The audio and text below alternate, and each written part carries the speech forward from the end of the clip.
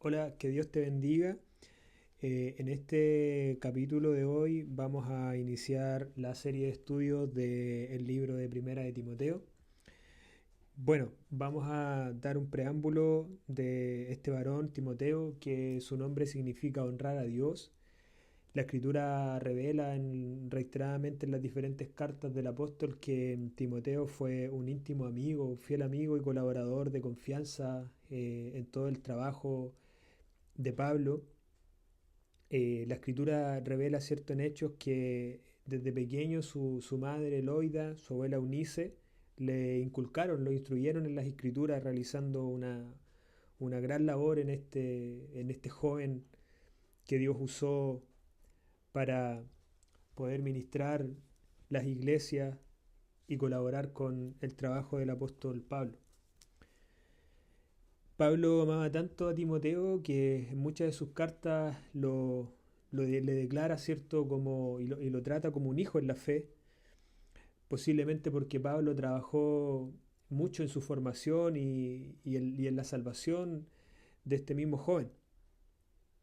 En Hechos 16:3, la escritura muestra como ya Pablo en su segundo viaje, eh, allí en Listra, ¿cierto?, él identifica a este joven Timoteo, el cual ya era un discípulo muy distinguido dentro de la iglesia, era un joven ya reconocido por su buen proceder y su comportamiento, y Pablo decide tomarlo y llevarlo para el ministerio.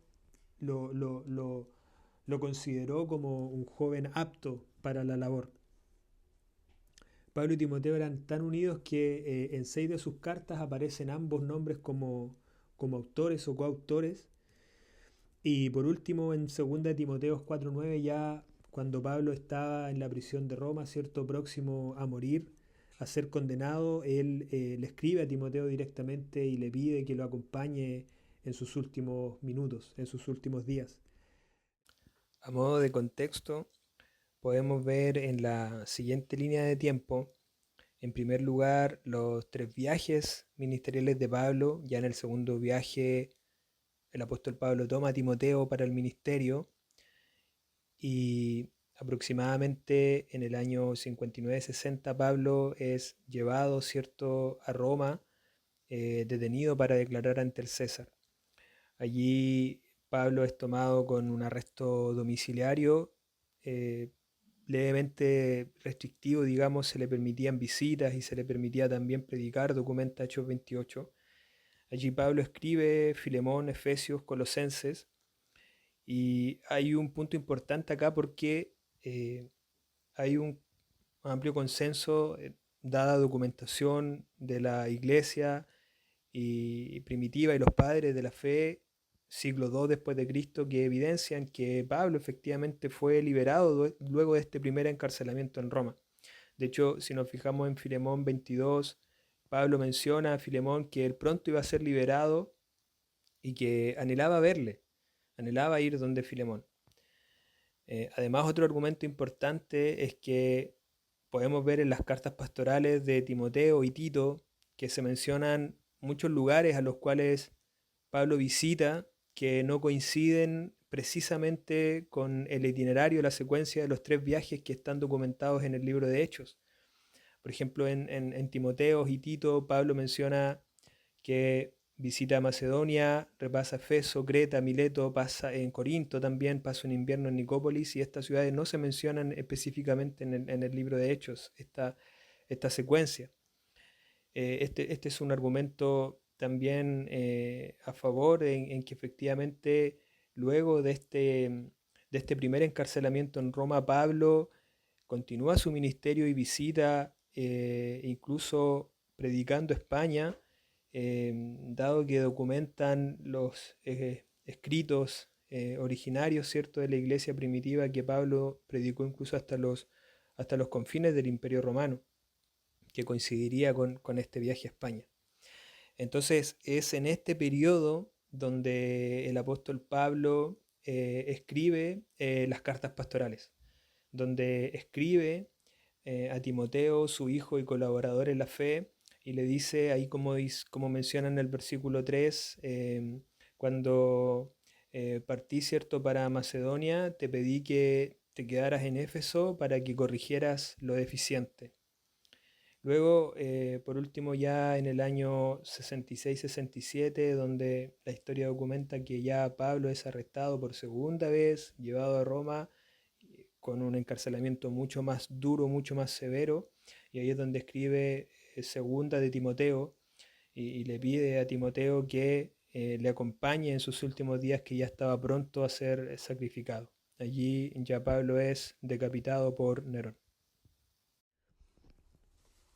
Ahora, ¿cuál es el carácter de esta carta que se diferencia de las epístolas? Es una carta pastoral, es una carta del apóstol Pablo a Timoteo, un joven que era pastor, que debía cuidar y administrar ciertas iglesias que Pablo había demandado.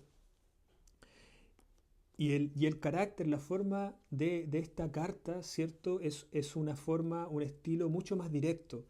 No son cartas doctrinales, ¿cierto? Como lo podemos ver en el libro de Romanos o Corintios o Efesios, donde se analiza, ¿cierto?, una doctrina, ya sea la justificación por la fe, la salvación, la eternidad, la venida del Señor, temas más profundos, sino que estas cartas son mucho más directas, son instruccionales. Eh, y esto también conversa, ¿cierto?, con el tiempo ya avanzado y la formación y instauración de la iglesia. O sea, Pablo ya había hecho 3 de sus viajes, había ido a Roma, ¿cierto? Estaba haciendo su cuarto viaje, por lo cual las iglesias ya estaban instituidas, tenían una base, había una jerarquía consolidada, habían presbíteros, ¿cierto?, obispos, habían diáconos, había una formación. Este es otro argumento, ¿cierto?, que valida un poco la posteridad de estas cartas, ciertos pastorales. Ahora podemos ver en los primeros versículos cómo el apóstol Pablo se refiere a Timoteo y dice en el versículo 1: Pablo, apóstol de Cristo Jesús por mandato de Dios nuestro Salvador y de Cristo Jesús nuestra esperanza, a Timoteo, mi verdadero hijo en la fe. Que Dios el Padre y Cristo Jesús nuestro Señor te concedan gracia, misericordia y paz. Al partir para Macedonia te encargué que permanecieras en Éfeso y ordenaras a algunos supuestos maestros que dejen de enseñar doctrinas falsas y de prestar atención a mitos y genealogías interminables. Pablo estaba preocupado, ¿cierto?, por la doctrina de la iglesia, y es por eso que en este viaje que ya he mencionado extensamente, Pablo decide dejar a Timoteo, su colaborador de confianza, en esta iglesia para ordenar cosas que estaban deficientes. Habían aparentemente judíos que, según la literatura, mezclaban mitos, supersticiones con el Antiguo Testamento, y exhaustivamente habían discusiones y confusiones con las genealogías que efectivamente son, como dice el versículo ahí, son muy extensas e interminables. Y dice la escritura ahí que esas cosas provocan controversias en vez de llevar adelante la obra de Dios que es por fe. Debes hacerlo así para que el amor brote de un corazón sincero, de una buena conciencia y de una fe honesta. La preocupación de el apóstol Pablo, ¿cierto?, luego de su partida, incesantemente era de que preparar hombres para que pudieran seguir ministrando la palabra de Dios, seguir cuidando la grey de Dios y protegiendo la obra del Señor. Y es por eso que Pablo le exige a Timoteo, ordena lo que Dios ha puesto a tu cuidado, ordena la iglesia, ordena a estos varones que están desviándose de la verdad, que están levantando cosas, ¿cierto?, comentarios, argumentos que van en contra de la obra de Dios, de la sana doctrina. Y tú debes hacerlo, o sea, es una responsabilidad, porque para que el amor, más bien digo, ¿cierto?, brote de un corazón sincero, de una buena conciencia y de una fe honesta.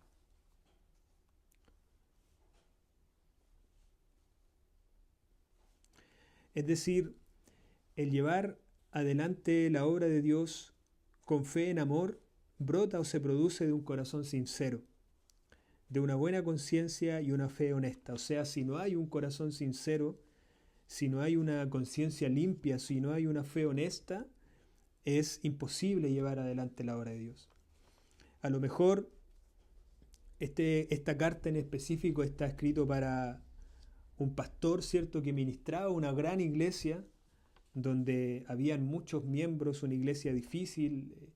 En Éfeso había gran idolatría y era difícil ministrar ahí, pero quizás Dios nos ha puesto como ministros, a lo mejor en un lugar más pequeño, a lo mejor en nuestros hogares, a lo mejor en un negocio, a lo mejor en una iglesia pequeña, a lo mejor como encargado, pero en diferentes áreas donde Dios nos coloca, Él demanda que nosotros seamos fieles y que ordenemos lo deficiente según la palabra de Dios, pero esto no puede ser de otra manera sino con un corazón sincero.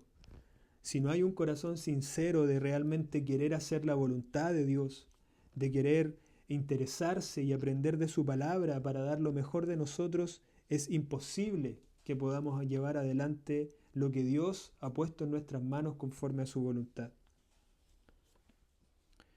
Luego dice el verso 7, pretenden ser maestros de la ley, pero en realidad no saben de qué hablan ni entienden lo que con tanta seguridad afirman. Y esta parece muy evidente, pero es una realidad.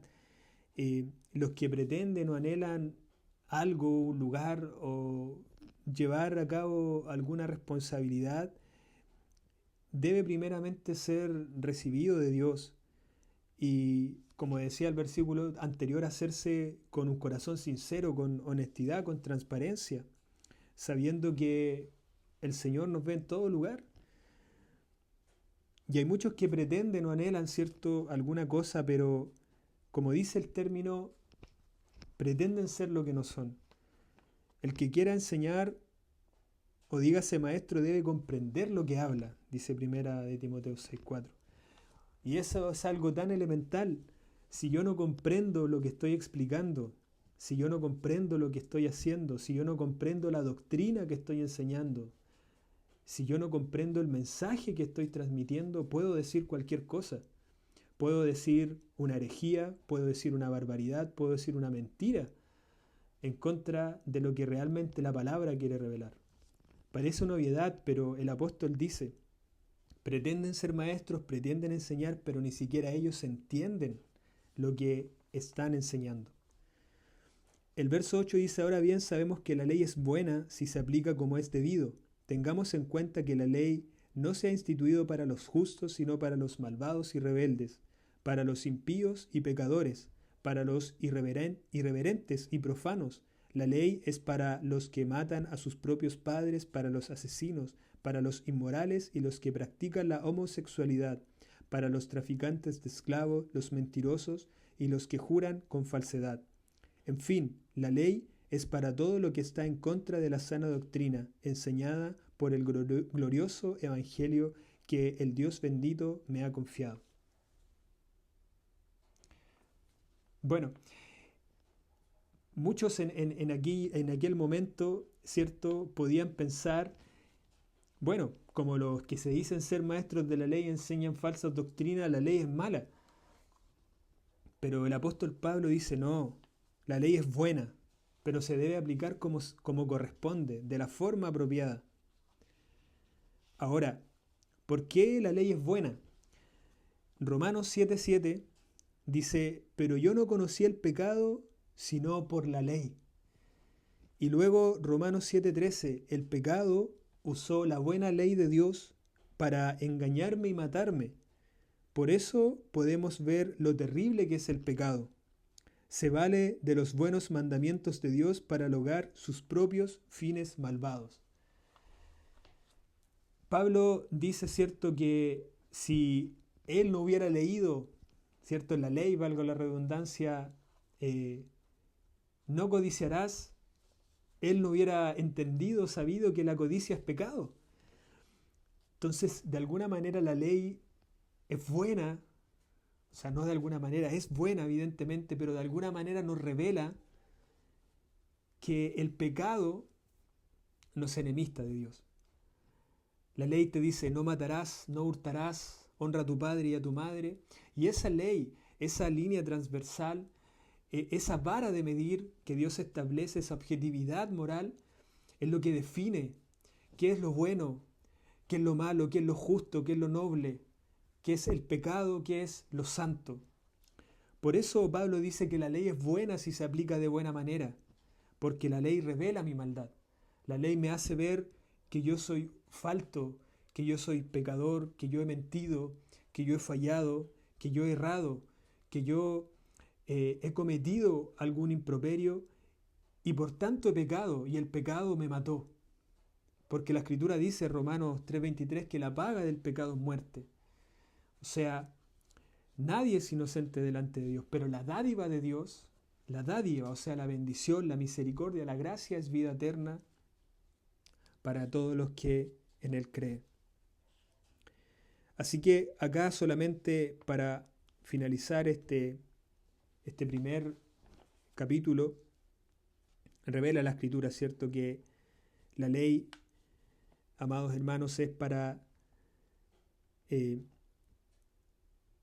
todos aquellos, como menciona acá, ¿cierto? Que han pecado o han transgredido. En fin, la ley es para todo lo que está en contra de la sana doctrina, todo lo que se revela en contra de la sana palabra, de la enseñanza de Dios. Finalmente, bueno, desde el versículo 12, ¿cierto?, hasta el 20, ya vemos la parte final del capítulo 1, donde Pablo dice, doy gracias al que me fortalece, Cristo Jesús nuestro Señor, pues me considero digno de confianza al ponerme a su servicio. Anteriormente yo era un blasfemo, un perseguidor y un insolente, pero Dios tuvo misericordia de mí porque yo era un incrédulo y actuaba con ignorancia.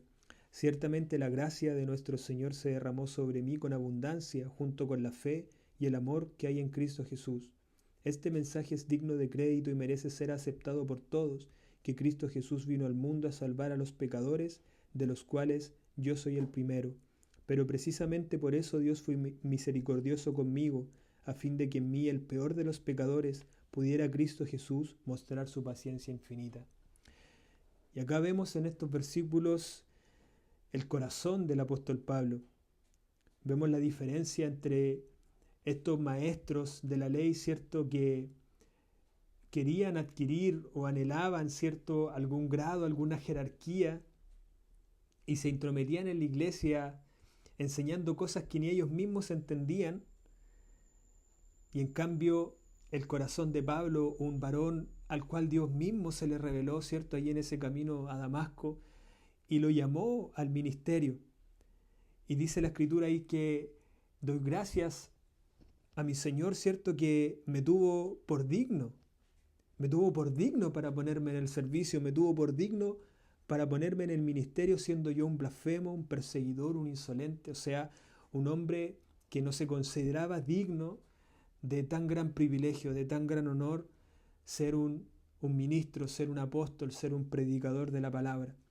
Y él dice en el verso 14, ciertamente la gracia de nuestro Señor se derramó sobre mí con abundancia, o sea, no poco, sino que abundantemente la gracia se derramó, porque yo era un perseguidor, era un asesino de cristianos, junto con la fe y el amor que hay en Cristo Jesús. Y yo no sé en su vida en qué situación Dios lo puede haber puesto, quizás en algún ministerio grande, en algún ministerio pequeño, quizás servir en una gran iglesia, quizás servir en el hogar, pero en cada lugar donde Dios nos ha puesto es porque su gracia se ha derramado abundantemente sobre nosotros. Su gracia, su misericordia, su favor, su amor se ha derramado de una forma no menor en nuestras vidas. Y a mi parecer esta es la clave del corazón del apóstol, de que él, a pesar de todas sus tribulaciones, como dice cierto libro de Hechos, en naufragios, en tormentas, en hambres, en necesidades, en lágrimas, en hurtos, en azotes, en filo de espada, pero en todo me gozo en el Señor. Y la clave de todo esto era porque él no se consideraba digno de lo que Dios le había llamado. Entonces no había ninguna situación, ninguna prueba, ninguna adversidad que quitara el gozo del corazón de Pablo. Aún en las prisiones, aún en la soledad, en el hambre, en la necesidad, él decía, me gozo en mis prisiones. Y Dios nos ayude para que nosotros podamos tener ese gozo en nuestro corazón independiente de nuestra situación temporal, independiente de nuestra transitoriedad que estemos atravesando. Él dice en el verso 16, pero precisamente por eso Dios fue misericordioso conmigo, a fin de que en mí, el peor de los pecadores, pudiera Cristo mostrar su paciencia infinita. Y eso es lo que el Señor ha hecho con muchos de nosotros, mostrar su paciencia infinita. Quizás a usted Dios lo ha esperado 1 año, quizás 5, 10, 20, 15, o quizás todavía Dios lo sigue esperando y mostrando su paciencia infinita. Pablo, cierto, iba con su mentalidad camino a Damasco para apresar a los cristianos, cierto, para exterminarlos, erradicarlos según su mentalidad, según su lógica que se le había adoctrinado desde pequeño, pero Dios derribó sus argumentos y muchos años Dios tuvo paciencia con él. De la misma forma Dios muchos años ha tenido paciencia con nuestras vidas, en nuestra ignorancia, en nuestras malas decisiones, en nuestra soberbia. Y hoy Dios también tiene paciencia con su vida y le llama en arrepentimiento y fe. Que Dios te bendiga.